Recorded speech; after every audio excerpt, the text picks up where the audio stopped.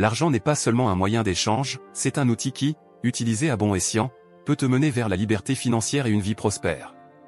Faire des erreurs avec votre argent n'est pas nécessairement la fin du monde, cela arrive à tout le monde et il est probable que vous preniez occasionnellement des décisions regrettables.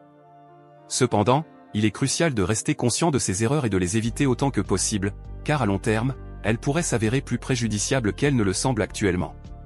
L'argent n'est pas éternel, et personne ne vous le donnera gratuitement. Il est improbable que vous tombiez soudainement sur un trésor qui vous transformera en millionnaire du jour au lendemain.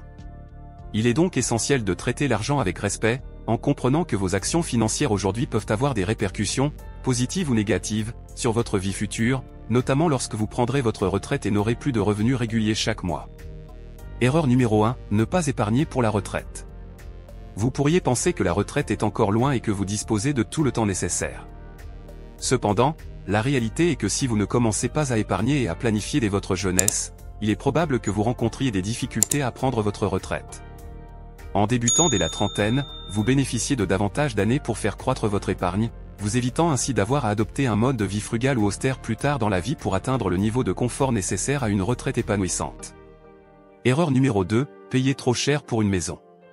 De nombreux spécialistes soutiennent l'idée qu'il est plus avantageux d'acquérir un bien plutôt que de le louer, en raison de l'augmentation potentielle des loyers.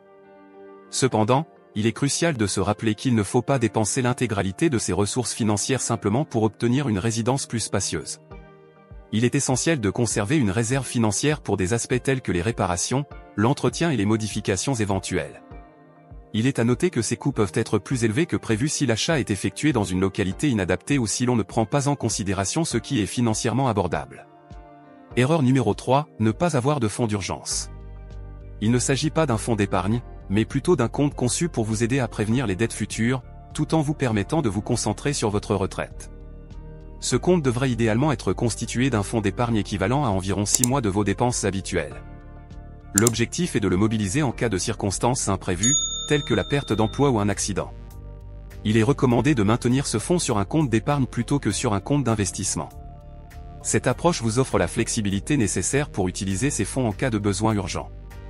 L'objectif ultime est d'être prêt à faire face à des situations inattendues sans avoir à puiser dans votre épargne principale ou à contracter des dettes. Erreur numéro 4, épargner uniquement ou en priorité pour vos enfants. Certainement, un parent attentif prend en considération l'avenir de ses enfants, envisage de financer leur éducation universitaire, et bien d'autres aspects.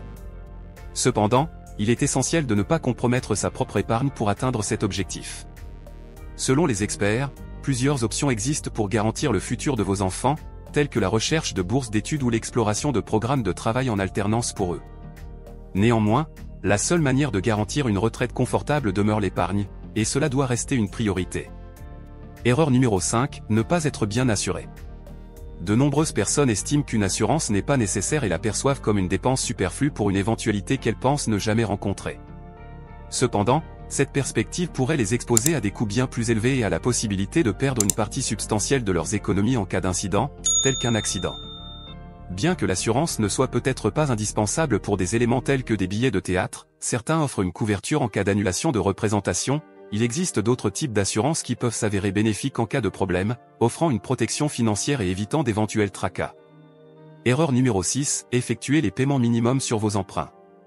Vous pourriez penser que c'est plus simple et plus accessible, mais le dilemme réside dans les intérêts. Si vous effectuez uniquement de petits paiements, le risque est de ne jamais pouvoir rembourser entièrement, car le montant du continuera à croître avec le temps. En fin de compte, la dette sera bien plus conséquente qu'au départ. L'expert conseille de concentrer les petits paiements uniquement sur les dettes à faible taux d'intérêt, du moins jusqu'à ce que vous ayez réglé les plus importantes. Si vous voulez devenir riche, voici les 6 erreurs à éviter avec votre argent. Si vous êtes prêt à laisser derrière vous vos anciennes croyances pour embrasser des perspectives positives opposées, vous parviendrez à atteindre l'indépendance financière et à concrétiser vos aspirations. Et justement, si vous voulez savoir quelles sont les bonnes habitudes à adopter pour devenir riche, nous avons fait une vidéo où nous vous détaillons les 8 choses que riches font mais pas les pauvres. Le lien de cette vidéo est en description.